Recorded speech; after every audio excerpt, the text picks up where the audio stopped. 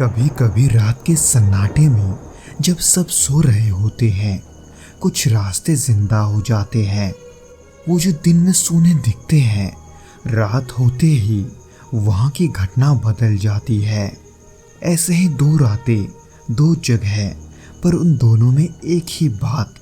वहाँ कुछ ऐसा था जो भौतिक था।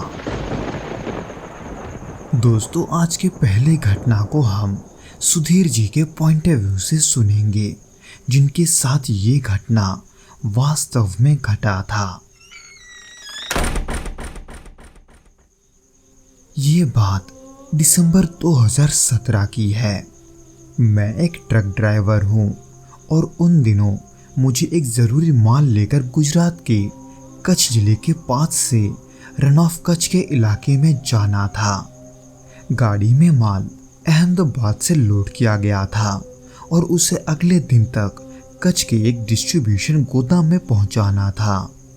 उस दौरान मेरे साथ मेरा खलासी सलीम भी था, जो कि तकरीबन 22 से 23 साल का था। शांत स्वभाव का लड़का जो पिछले 6 महीनों से मेरे साथ सफ़र कर रहा था। हम दोनों ने कई सफ़र साथ किए थे, लेकिन उस रात जो कुछ भी हुआ उसने हमारी जिंदगी की सोच ही बदल दी। दिसंबर की सर्दियों की ठंडी हवा में हम अहमदाबाद से दोपहर को निकले। ट्रक में भारी माल था और रास्ता लंबा। दिन भर तो सब कुछ सामान्य रहा। ढाबों पर चाय पीते हुए, कुछ मजाक करते हुए हम सफ़र काट रहे थे। लेकिन जैसे जैसे सूरज ढलता गया, मौसम बदलने लगा। हवा में मानो ठंडक बढ़ने लगी थी और चारों ओर वीरानापन फैलता जा रहा था। सलीम खिड़की के पास बैठा हुआ रेडियो पर पुराने गाने सुन रहा था। रास्ते में एक दो छोटे छोटे गांव दिख रहे थे, लेकिन जैसे हम भचाऊ पार करके कच्छ की ओर बढ़े, वातावरण बदल गया। वो इलाका बिल्कुल सुनसान था। रात के करीब 9:30 बजे हम रन ऑफ कच्छ के बाहरी इलाके में पहुंचे। वहां सलीम ने मुझे रुकने को कहा, क्योंकि हम दोनों ही सफ़र से बहुत थक चुके थे और हमें आराम की सख्त ज़रूरत थी। इसलिए हमने सोचा कि हम रात वहीं गुजारकर सुबह होते ही फिर से निकल पड़ेंगे। इसलिए मैंने ट्रक एक खुली जगह पर रोक दिया, जिसके आसपास सफ़ेद नमक के मैदान दूर दूर तक फैले हुए थे, जैसे किसी ने धरती पर चांदनी बिछा दी हो। हवा ठंडी और नमी में भरी हुई थी। चारों तरफ सन्नाटा था, ना कोई आवाज़ और ना ही कोई इंसान की हलचल थी। ट्रक से नीचे उतरकर हम दोनों ने थर्मस से चाय निकाला और कुछ देर बाहर रहकर हमने वहीं चाय को पिया। मैं चाय का मज़ा ही ले रहा था कि तभी कुछ ही देर के बाद सलीम ने मुझसे कहा कि क्या मैंने वो आवाज़ सुनी।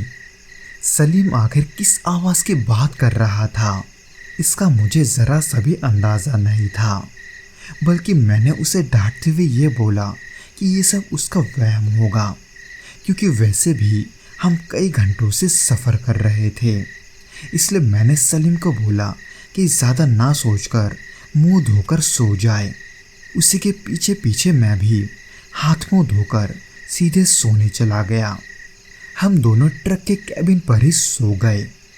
पर एकाएक यहीं बीच रात के करीब अचानक मुझे ट्रक के बाहर से कुछ आवाज़ आया।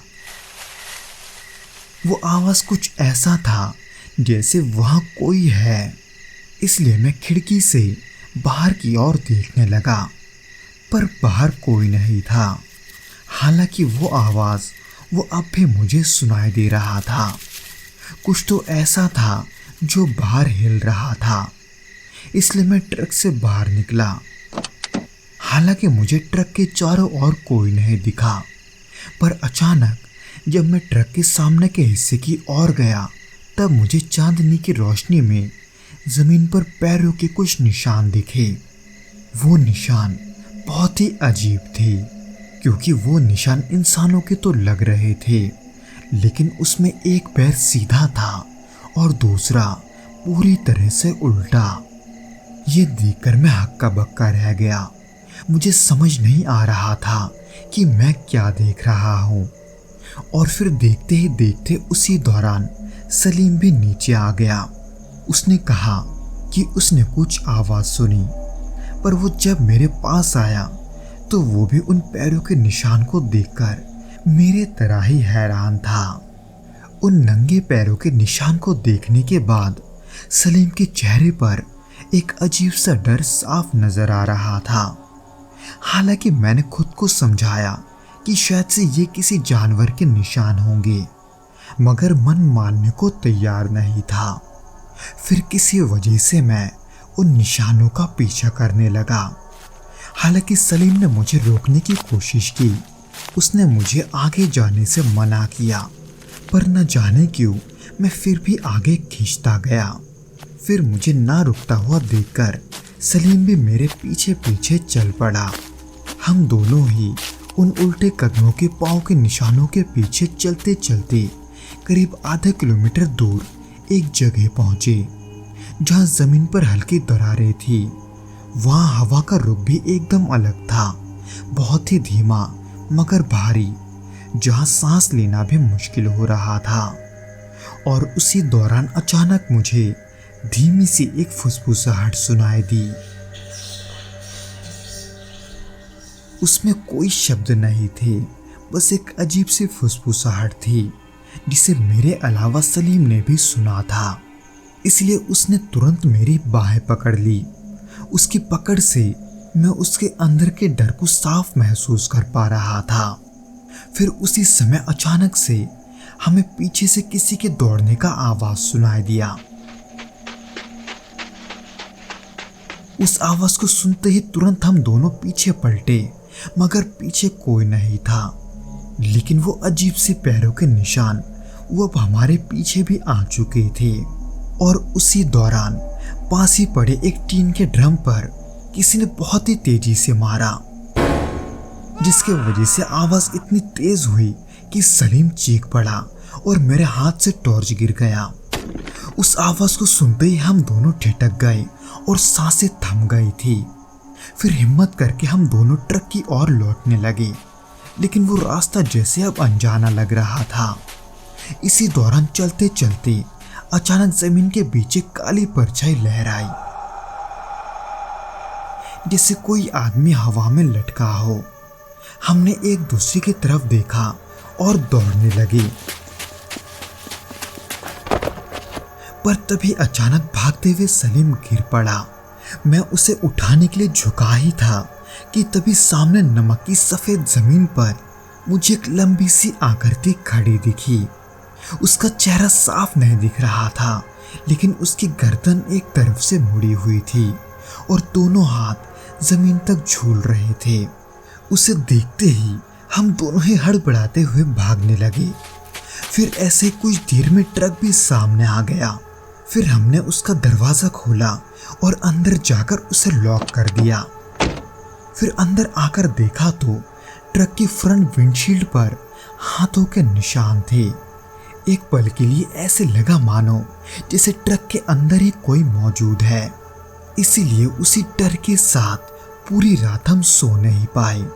कभी ट्रक के ऊपर किसी के चलने की आवाज सुनाई देती, तो कभी खिड़की के पास किसी के सांसें महसूस होती।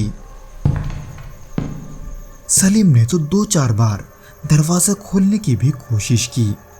जब मैंने उससे पूछा कि वो क्यों खोल रहा है, तो उसने बताया कि ये उसे भी नहीं पता। इसीलिए हालात को हाथ से निकलता देखकर मैंने और वहां रुकना ठीक नहीं समझा। इसलिए मैंने ट्रक को स्टार्ट किया और वहां से बिना सोचे समझे निकल गया। उसके बाद तब तक मैं नहीं रुका जब तक कि मुझे कोई इंसानी बस्ती नहीं दिख गया। वैसे उस रात तो हम बाल बाल बच गए थे, पर आज भी जब उस रात को हम याद करते हैं तो हमारे रोंगटे खड़े हो जाते हैं। दोस्तों, सुधीर और सलीम की ये घटना कोई आम या इकलौता घटना नहीं है, बल्कि ऐसी कई घटना अक्सर हमें देखने को मिलते हैं, बिल्कुल आज के हमारे दूसरे घटना के जैसे। जो कच्छ के वीरानों से सैकड़ों किलोमीटर दूर उत्तर प्रदेश के बलिया जिले में हुआ था। तो चलिए हम बिना किसी देरी के इस घटना को अरुण जी के पॉइंट ऑफ व्यू से सुनते हैं।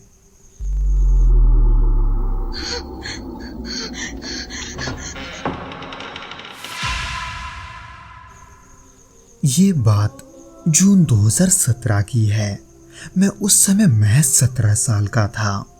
मेरा गांव उत्तर प्रदेश के बलिया जिले के पास है, जहां गर्मियों की रातें लंबी होती है और हवा में रेत की बूंदें तैरती है। हमारे गांव के बाहर एक पुराना रास्ता है जो खेतों के किनारे से होते हुए निकलता है और वही रास्ता आगे जाकर एक सुनसान कच्चे रास्ते में बदल जाता है और फिर पहुंचता है एक बहुत ही पुराने कब्रिस्तान की ओर। और उस कब्रिस्तान के बीचों बीच एक बहुत ही बड़ा आम का पेड़ है, जहां हमारे गांव के लोग रात को जाने से मना करते थे। कोई ना कोई ये जरूर कहता था कि वहां कोई दिखता है, लेकिन मैं हमेशा उन बातों को मजाक समझता था। पर उसी साल जून की एक रात कुछ ऐसा हुआ जिसने मेरी सोच, मेरा डर और मेरा यकीन सब कुछ बदल दिया। उस रात मैं अपने दोस्त के घर से लौट रहा था। शादी ब्याह का तैयारी चल रही थी, इसलिए हम सब मिलकर मदद कर रहे थे। इसलिए रात के तकरीबन 10:30 बज चुके थे मुझे घर लौटने में। गांव जैसे इलाके में रात के 10:30 बजे का मतलब तकरीबन आधे रात के करीब होता है, क्योंकि उस समय तक गांव के सभी लोग सो जाते हैं। खैर उस दिन मैंने न जाने क्यों गांव के मेन गली छोड़कर उसी पुराने रास्ते से घर लौटने का फैसला किया, जो कि कब्रिस्तान के पास से होकर गुजरता था, क्योंकि शायद से मुझे घर जल्दी पहुंचना था और यही एक छोटा रास्ता था। जब मैं वहां की ओर बढ़ा तब शुरुआत में तो सब कुछ सामान्य था। कुछ दूर तक कुत्तों के भौंकने की आवाज आती रही, लेकिन जैसे जैसे मैं उस सुनसान हिस्से में पहुंचा सब शांत होता चला गया।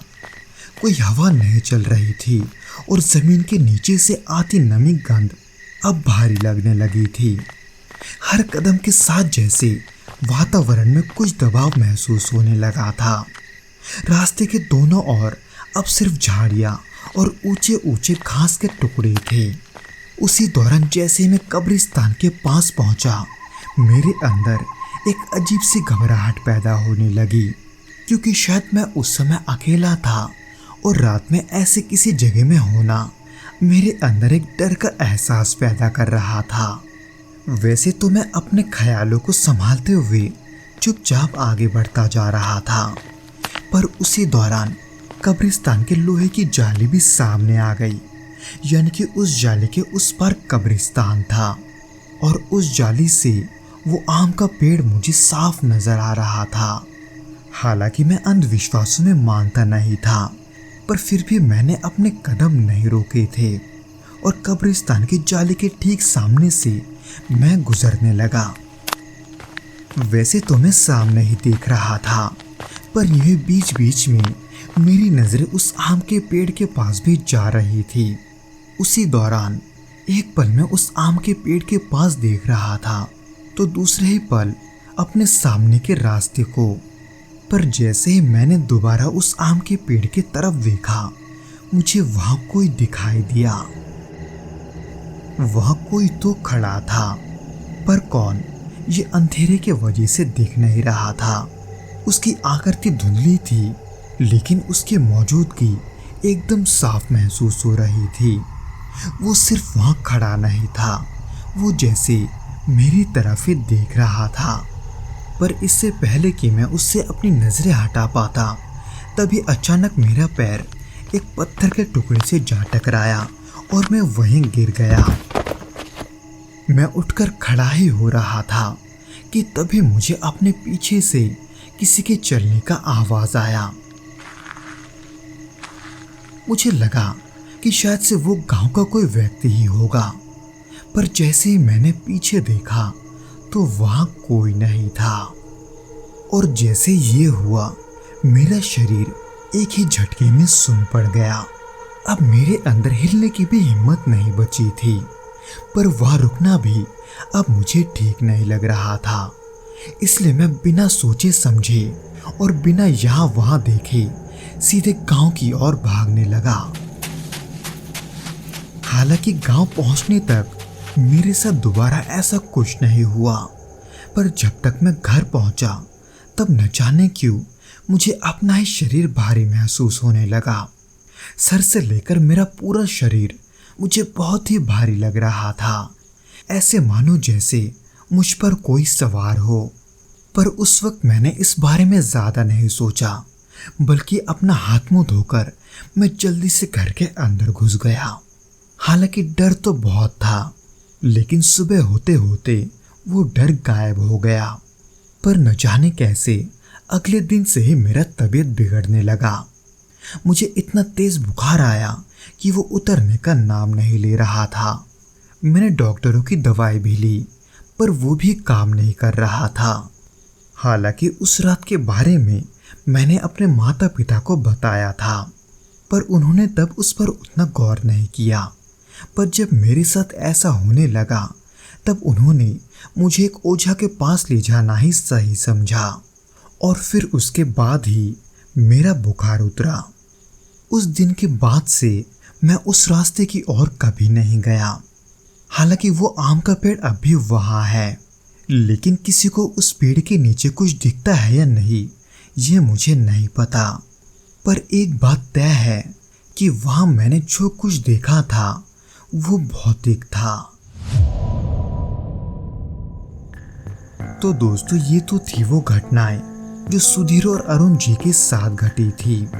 उम्मीद करता हूँ कि आपको ये वीडियो पसंद आया होगा, और अगर आया हो तो प्लीज़ इस वीडियो को लाइक करके इसे अपने दोस्तों के साथ शेयर ज़रूर करना, और हमें कमेंट करके ये ज़रूर बताना कि आपको ये वीडियो कैसा लगा।